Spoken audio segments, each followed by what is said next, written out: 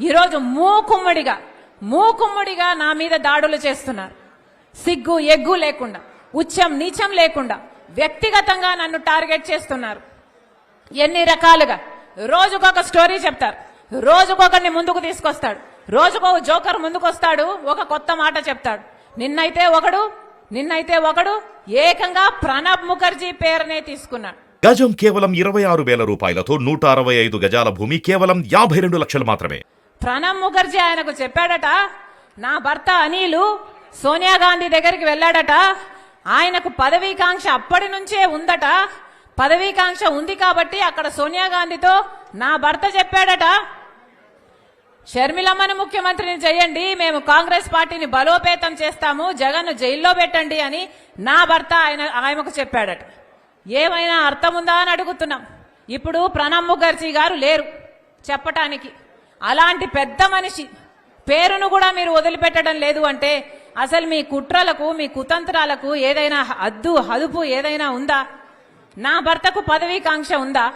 మాకు పదవీకాంక్ష ఉంటే మా నాన్న అప్పుడు 5 సంవత్సరాలు ముఖ్యమంత్రి, మేము ఒక్క పదవైనా తీసుకోకపోయే వాళ్ళమా? మాకు పదవీకాంక్ష ఉంటే ఒక్క పదవైనా తీసుకున్నామా మేము? మా నాన్న ముఖ్యమంత్రిగా ఉన్నప్పుడు ఒక్క పదవి తీసుకోలేదు కదా. మరి మాకు పదవీకాంక్ష ఉంది అని నేను వైసీపీ కోసం అంత త్యాగాలు చేసి అంత నడుస్తే పోనీ అప్పుడైనా నేను ఏదైనా పదవి అడిగానా? పోనీ అప్పుడైనా నేను పదవులు అడుగుంటే నాకు పదవీకాంక్ష ఉంది అని మీరు అనొచ్చు. మేము పదవీకాంక్షలు ఉన్నోళ్ళమే అయితే అసలు మీకోసం మేము పాదయాత్ర చేయడం ఏంటి? నా కోసం నేను పాదయాత్ర చేసుకుంటే అర్థం ఉంది, కానీ మీకోసం నేను పాదయాత్ర చేసుకుంటే నాకెలా పదవులు వస్తాయి? అసలు ఇంగితం ఉండే మాట్లాడుతున్నారా? నా భర్త అంట సోనియా గాంధీ దగ్గరికి వెళ్ళాడట. నా భర్త వెళ్ళింది సోనియా గాంధీ గారి దగ్గరికి భారతిరెడ్డి గారితో పార్టీ మా వదినమ్మతో కలిసిపోయాడు. పోని నా భర్త షర్మిలమ్మను ముఖ్యమంత్రి చేయండి అని అడిగాడు అని అంటున్నారే, అది భారతిరెడ్డి గారి ముందు అడిగాడా వెనకాల అడిగాడా? పోనీ దీనికి భారతిరెడ్డి గారు ఏమైనా సాక్ష్యం చెప్తారా? ఏమైనా అర్థం ఉండి మాట్లాడుతున్నారా? పోనీ ప్రణబ్ ముఖర్జీ గారు చెప్పారంటున్నారే, ఆయన ఆన్ రికార్డుగా ఎక్కడైనా ఈ మాట మాట్లాడా? ఎక్కడా మాట్లాడలేదు. ఆయన ఇప్పుడు చనిపోయాడు, బదులు చెప్పడానికి లేడు కనుక ఆయన పేరు తీసుకుంటున్నారు. పోనీ ఆయన కొడుకు బతికే ఉన్నాడు, ఆయన కొడుకున్నాడు, పోనీ ఆయన కొడుకు చేత అయినా చెప్పించండి మీరు, మీకు దమ్ముంటే, మీది నిజమైతే. చెప్తున్న ఒక్క మాట మీరు రుజువు చేసుకోలేరు. ఇష్టం వచ్చినట్లు జోకర్ల చేత, ఎవడి చేత వీలైతే వాడి చేత ఏది కావాలంటే అది మాట్లాడిస్తున్నారే. ఉచ్చం నీచం అవసరం లేదా? ఆడపిల్ల అన్న ఇంగితం కూడా లేదా? వ్యక్తిగతంగా టార్గెట్ చేస్తారా? ఇదే సాక్షిలో జగన్మోహన్ రెడ్డి గారికి ఎంత భాగం ఉందో ఆయన బిడ్డ రాజశేఖర రెడ్డి బిడ్డకు కూడా అంతే భాగం ఉండాలని రాజశేఖర రెడ్డి గారు నిర్ణయించారు.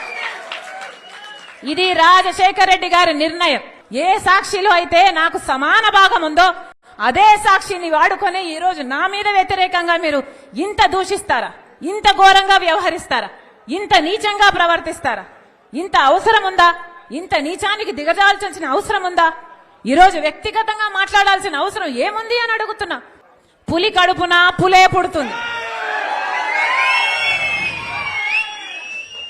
రాజశేఖర రెడ్డి రక్తం నాలో ప్రవహిస్తుంది.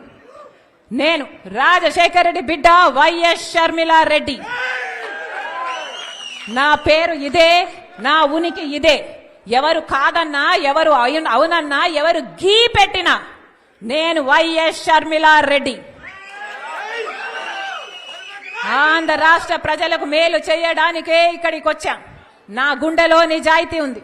ఆంధ్ర రాష్ట్ర ప్రజలకు వాళ్ళ హక్కులు కల్పించాలని రాజశేఖర రెడ్డి బిడ్డ ఈ రోజు తన పుట్టినింటిలో ఆంధ్ర రాష్ట్రంలో అడుగుపెట్టింది. నిలబడుతుంది, కొట్లాడుతుంది. ప్రత్యేక హోదా వచ్చేంత వరకు రాజశేఖర రెడ్డి బిడ్డ ఇక్కడ నుంచి కదలదు. పోలవరం వచ్చేంత వరకు రాజశేఖర రెడ్డి బిడ్డ ఇక్కడ నుంచి కదలదు. మన రాష్ట్రానికి, మన బిడ్డలకు ఉద్యోగాలు రావాలి, మన రాష్ట్రం అభివృద్ధి చెందాలి, అంతవరకు రాజశేఖర రెడ్డి బిడ్డ తన పుట్టింటి నుంచి కదలదు. మీ ఇష్టం వచ్చింది చేసుకోండి, ఎంత చేసుకుంటారో చేసుకోండి, ఏం పిక్కుంటారో పిక్కోండి. ఇక్కడ భయపడే వాళ్ళు ఎవ్వరూ లేరు. ఇక్కడ ఉన్నది రాజశేఖర రెడ్డి బిడ్డ. ఖబర్దార్.